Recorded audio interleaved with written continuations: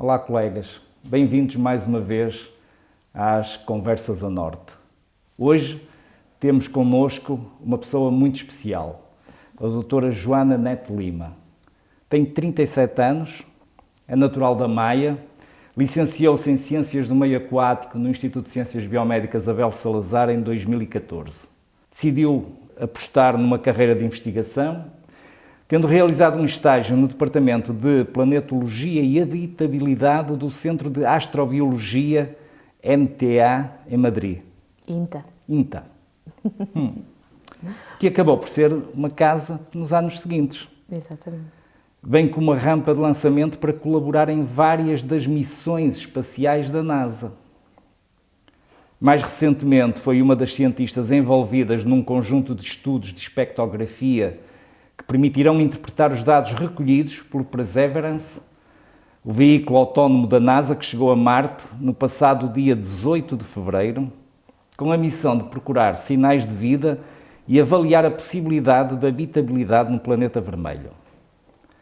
O objetivo passa por obter uma espécie de impressão digital que, em comparação com amostras terrestres, permita saber que tipos de condições ambientais originaram determinados minerais existentes em Marte. Porque as pedras são, no fundo, a sua especialidade. Exatamente. Que os minerais falam connosco, com os geólogos, principalmente nós que nunca poderemos ir visitar aquele local que estamos a estudar. Temos que ir um bocadinho fazer o trabalho, um bocadinho de detetive, ir buscando provas e buscando pistas que vamos tentando comparar com aquilo que vemos em vários locais na Terra, que são locais especiais, que lhes chamamos os locais análogos, que são basicamente sítios que têm ou que apresentam características que podem ajudar-nos a interpretar o que é que está a passar em Marte ou o que é que se passou em Marte. Por exemplo, um dos locais é o deserto de Atacama, temos a depressão de Danakil na Etiópia, temos um local aqui menos exótico que é Rio Tinto em Huelva, que é um rio que tem tanto ferro diluído na água, digamos, que é Rio Tinto porque ele é vermelho. Portanto, é um dos locais onde nós vamos buscar amostras, vamos recolher amostras e utilizamos para tentar interpretar aquilo que é recolhido em Marte, tanto pelos rovers, portanto, os veículozinhos que andam na superfície, como de orbitadores, uma espécie de satélites que estão, neste momento, à volta de Marte, a estudar Marte. E isto também noutros planetas e noutras luas, que é a minha especialidade, que são os mundos oceânicos. São mundos que, neste momento ou no passado, podem ter possuído um oceano de água líquida. Portanto, Marte, infelizmente, perdeu os seus oceanos, aos pouquinhos foi perdendo a água líquida que tinha na superfície, mas há outras luas do Sistema Solar, como por exemplo a Lua Europa de Júpiter e Encélado de Saturno, que neste momento têm, segundo os dados que nós obtivemos de várias missões ao longo dos anos, que têm um oceano de água líquida no interior, portanto, debaixo daquela capa gelada que nas fotografias vemos. Por exemplo, a Lua Europa tem um oceano que pode atingir até 100 km de profundidade. Uma questão que me estava aqui a suscitar é como é que uma licenciada mestrada... Ainda estou a acabar o mestrado. Em Ciências do Meio Aquático, depois passa para o estudo das rochas e dos minerais. Sim, também é uma pergunta que eu me coloco muitas vezes. Para já, a minha paixão sempre foi a biologia. Quando era pequenina, passando pela minha fase de Indiana Jones, quando andava na escola primária, depois, quando aprendi que havia constelações e que eles tinham nomes e histórias, aí foi a minha paixão pela astronomia, que rapidamente foi morta pela minha incapacidade de dominar as matemáticas, e então eu segui pela biologia, porque sempre adorei os animais, a natureza. Quando comecei a ter um bocadinho mais de autonomia, descobri os livros do Carl Sagan e descobri o livro e depois o filme com a Jodie Foster, O Contacto, e aí fui apresentada a um novo mundo, ou seja, posso procurar vida, posso procurar sinais de biologia para além da Terra. Portanto, esse meu fascínio pelas estrelas, vi que não morria na minha incapacidade de dominar a matemática.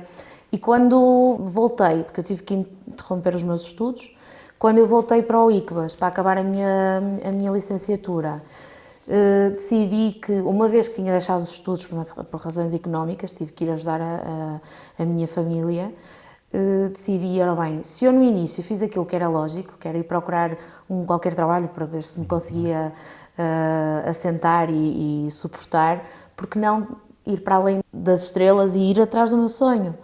E então aí tive a sorte de, nessa mesma altura, a União Europeia criar o programa Erasmus Estágios, e então eram os alunos que iam procurar os locais para onde queriam ir. Eu mandei e-mails para uma série de sítios, e exatamente o local que eu achava que me ia dizer que não, que era o Centro de Astrobiologia, foi o que me disse que sim. E a pessoa com quem eu contactei é a doutora Olga Prieto Balesteiros, na altura a diretora do Departamento de Paleontologia e Habitabilidade, é geóloga, e eu achava que era exatamente aquilo que eu queria fazer. E ela aceitou-me, uma simples portuguesa que não tinha qualquer tipo de background na área, aceitou-me por 6 meses e eu acabei por ficar lá 4 anos. O Centro de Astrobiologia é um local muito especial. Já foi o primeiro centro fora dos Estados Unidos a estar associado ao NAI, que é o NASA Astrobiology Institute. Agora há mais locais, mas o Centro de Astrobiologia continua a ser um sítio especial, porque debaixo da mesma instituição, portanto, no mesmo local, estão todas as áreas de ciência que podem estar envolvidas numa missão espacial ou na exploração espacial. Portanto, temos astrofísicos, temos físicos, químicos pré-bióticos, geólogos, um cientista meio aquático para lá perdido, pessoas que trabalham em botânica. Portanto, temos todas as áreas necessárias ao estudo de um planeta ou de uma lua, estão todas debaixo do mesmo teto, e as salas de reuniões são locais abertos. Portanto, eu posso estar a tirar uma fotocópia, ouvir os meus colegas a discutir qualquer assunto, e nós facilmente, sem qualquer tipo de problema, podemos intervir, ou eles até, olha, já que estás aqui, não queres dar uma olhada a estas imagens? Portanto, é um local muito, muito saudável. Muita interação. De muita interação. E uma interação fácil. Exatamente, porque a astrobiologia, mais do que ser um ramo de ciência, é como um termo chapô, ou seja, estamos todos metidos ali dentro. E eu basicamente caí ali e estávamos envolvidos em missões que vão para todo lado. As mais importantes são as de Marte. O Centro de Astrobiologia está envolvido tanto no desenvolvimento como na construção das estações meteorológicas que vão a bordo dos rovers. O INTA, que é o Instituto Nacional de Tecnologia Aeroespacial, que está instalado na antiga base aérea americana de Torre-Ronda-Ardós, portanto é uma área enorme, está envolvido também no desenvolvimento de vários instrumentos, incluindo do novo sistema de GPS europeu, o Galileu. Portanto, é o epicentro, digamos. Nem eu tinha noção que era aqui ao lado, em Madrid, que tínhamos uma hub tão importante de desenvolvimento tecnológico e científico. E o Centro de Astrobiologia está envolvido numa série de missões, desde as missões que vão agora para Júpiter, estudar a Europa, até às missões que foram estudar a Rosetta, peço desculpa, a missão Rosetta que foi estudar o 67P, portanto é um local muito entusiasmante, muito, muito bom para se trabalhar. Espero tem poder gente de todo o mundo lá. Sim, maioria digamos, de língua espanhola.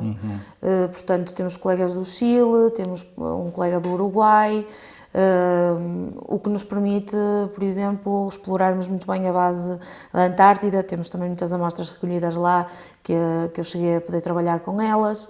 Portanto, temos pessoas um bocadinho de todo o mundo. Se bem que portugueses, acho que só fui eu, a colega que falei há bocado, a Marta, e tivemos outro colega que não consigo identificá-lo. A Joana, entretanto, terminou o estágio, terminou lá o estágio. A minha fellowship, a minha fellowship terminou, já não se podia voltar, já não se podia renovar, portanto era uma fellowship por 2 anos, podíamos renová-la um ano mais, fizemos isso, e depois acabou a fellowship e eu tive que voltar para Portugal. E cá em Portugal há abertura a um investigador assim, desse género? Temos cá oportunidades para se desenvolver? Para ser sincera, não. A abertura é muito pequena, principalmente quando estamos a falar de ciência pura e dura, ou seja, se eu tivesse uma formação na área de engenharia, poderia haver outro tipo de abertura, porque a ideia que eu tenho, mas é o que eu digo, eu sou uma iniciante nestas coisas, o que eu conheço do investimento que está programado para Portugal não passa muito em termos de irmos treinar investigadores para estudar as amostras recolhidas ou os dados que vêm de Marte, de todas as missões. Estamos a investir sim em software, em hardware, portanto estamos na parte tecnológica, mas esquecemos um bocadinho das pessoas que vão interpretar os dados que vão ser recolhidos por essa tecnologia que estamos a desenvolver.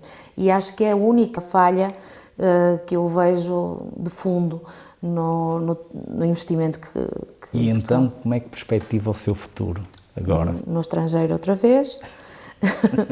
Por mais que tente, de alguma maneira, encontrar algum tipo de oportunidade aqui, é muito difícil, não há qualquer tipo de abertura.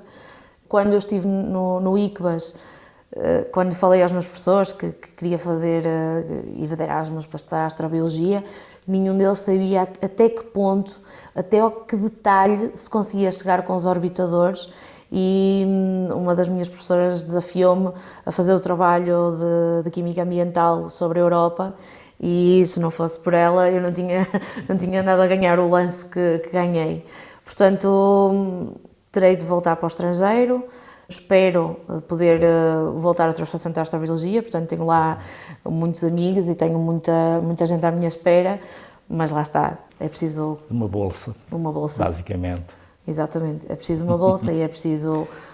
E a Joana acredita que nesta época iremos chegar a Marte? Todos digamos, as pessoas com mais experiência, os investigadores séniores com quem eu tenho tido a oportunidade de trocar assim umas palavras, dizem, eu quando era jovem, quando tinha a tua idade, diziam daqui a 20 ou 30 anos. Portanto, eu vou-te dizer o mesmo, daqui a 20 ou 30 anos. Portanto, andamos sempre daqui a 20 ou 30 anos, porque nós dependemos muito, a ciência, e ainda para mais a exploração espacial, depende muito de interesses políticos, depende muito de pressões públicas. Portanto, se não há interesse político ou não há um interesse mais forte para além da própria ciência, não se vai desenvolver. Por exemplo, vemos a corrida espacial nos anos 60 e 70, muitas das pessoas falam, se temos a capacidade de ir à Lua, porquê é que não voltamos? E eu explico-lhes porquê. Porque na altura era um objetivo militar, está conquistado, acabou. Portanto, não tínhamos necessidade de voltar à Lua. E nós hoje em dia, a corrida espacial que estamos a assistir já é mais científica, portanto já é mais uma corrida tecnológica. E eu acho que somos capazes agora sim, daqui a 20 ou 30 anos, ou um bocadinho mais, estarmos a explorar nem que seja a Lua. E porquê é que Marte é assim tão importante para nós? Além de ser o nosso vizinho, portanto, o nosso vizinho mais interessante, porque Vênus também é nosso vizinho, mas é um local um bocadinho mais inóspito. É muito parecido com a Terra. É um bocadinho mais pequenino, mas é o mais parecido com a Terra. E desde o início, digamos, da ficção científica, nós temos-nos fascinado muito com Marte. E acho que foi uma coisa que marcou o imaginário comum, Marte. E até porque nós o conseguimos ver muito bem, os orbitadores conseguem ver muito bem a superfície, enquanto Vênus não. Vênus tem uma cobertura de nuvens muito densa e que acho que só foram os soviéticos também nos anos 70 que conseguiram lá aterrar uma das Venera e conseguiram captar umas imagens até que aquilo se derreteu completamente. E para além disso, só uns orbitadores que foram lá a Vênus. E acho que é mais o imaginário, é o nós conseguimos ver tão bem, conseguimos estudar tão bem, ser tão parecido com a Terra, tem os seus vulcões inativos, tem os seus deltas de rios que foi onde agora aterrou o Perseverance, portanto tem características que nós conseguimos identificar tão bem na Terra que é por isso que nos capta tanto a imaginação. Tem minério que seja importante para a Terra? Eu acho que não será tanto por ir buscar material. O Carl Sagan dizia que devíamos investigar Marte mais a fundo, que devíamos era ir nós lá a Marte. E o Neil deGrasse Tyson, que é um grande divulgador de ciência, também diz que um asteroide é a melhor maneira de nos perguntarem como é que vai o programa espacial. E diz ele, os dinossauros não tinham programa espacial. Portanto, acho que Marte é um bom candidato para nós irmos ensaiando, digamos, o próximo passo de nós como espécie. Portanto, o desenvolvimento tecnológico de ir para outro local, de explorar, de estabelecermos aí, além de toda a tecnologia que vai dar à Terra, que nos vai ajudar, em termos de tentarmos recuperar o nosso ambiente, em termos de até o nosso próprio conforto, em termos médicos. Há muitos avanços médicos que foram diretamente filhos da exploração espacial. Portanto, eu acho que é a evolução lógica de nós como espécie e acho que deveríamos apostar por uma questão de evolução. Haverá vestígios de vida em Marte? É isso que nós andamos à procura. Aliás, o Perseverance é tão emocionante porque é o primeiro desta fase da NASA de procurar sinais de vida diretamente, para além das Viking, que já foram há muitos anos, ainda o Carl Sagan era ele que ajudava a colocá-las, a organizar muito bem aquilo. É a primeira missão que vai à procura de sinais de vida passada e possibilidades de habitarmos Marte. Um dos grandes instrumentos que já estão a produzir resultados é o MOXIE, que a ideia dele era transformar o dióxido de carbono da atmosfera de Marte em oxigênio, e já o fez. Portanto, está a funcionar corretamente, essa tecnologia é válida e é uma tecnologia muito importante também para nós, para a Terra, porque irá ajudar-nos a combater o nosso excesso de dióxido de carbono. Portanto, aí, já temos aí um grande contributo, por exemplo, para a recuperação do planeta Terra. É por isso que vale a pena. Sim, eu acho que é por isso que vale a pena. E das rochas, eu tive a oportunidade de estar na NASA, em Cabo Canaveral, e de ver um bocado de rocha da Lua. Sim. Mas para mim aquilo é só uma pedra, sinceramente. Podia ser da Lua, podia ser também de outro sítio qualquer. O que é que informação é que vocês tiram dessas rochas? Porque é que é importante vocês estudarem essas rochas? Eu trabalho com espectroscopia, portanto, basicamente utilizo a luz para estudar os minerais. Nós conseguimos tirar muita informação do mineral. Por exemplo, o tipo de mineral que está naquele local pode-nos dizer se houve água líquida, que tipo de líquido é que foi, se foi água salgada, se foi água doce, que tipo de minerais é que tinha dissolvido, o pH da água, mais ou menos a temperatura, se algum momento sofreu alguma altura em que esteve com gelo em cima. E é esse tipo de informação que eu consigo retirar, tanto pela combinação de minerais que lá está, como, digamos, a deformação que esses minerais, os cristais desses minerais sofrem quando eu os observo com espectroscopia. Portanto, eu utilizo dois tipos de espectroscopia, infravermelho, e utilizo uma que é mais recente, que é a Raman, que é a primeira vez que enviaram um Raman para fora. E essa dá-nos uma informação extra. É um trabalho de muita paciência, muito metódico. E aqui em Portugal, quando falei às minhas pessoas de geologia no mestrado, não percebiam, porque normalmente é aplicado, por exemplo, ao estudo de fármacos, de materiais orgânicos, para identificar se efetivamente estamos a fabricar ou a fazer os compostos corretos. Portanto, eu utilizo isso e vou pico a pico do espectrograma identificar qual é o mineral, qual é a conexão que eles têm, os grupos ativos. É trabalho de muita paciência. Basta alguém abrir uma porta para eu ter que começar tudo de novo, porque entrou uma umidade de fora ou a temperatura muda. Portanto, eu o que faço é basicamente analisar, estudar ao máximo a Terra, para quando vierem as amostras de Marte, eu ponho-as quase uma em cima da outra e tento ver que tipo de diferenças é que existe. E se eu vejo uma deformação ou outra no cristalzinho do mineral, eu digo, ora bem, aqui aconteceu isto, aqui aconteceu aquilo. E é esse o meu trabalho. Eu trabalho muitas horas, muita paciência Sim. E muita dedicação. Sim, sobretudo muita paciência. Doutora Joana, estamos praticamente no limite do nosso tempo.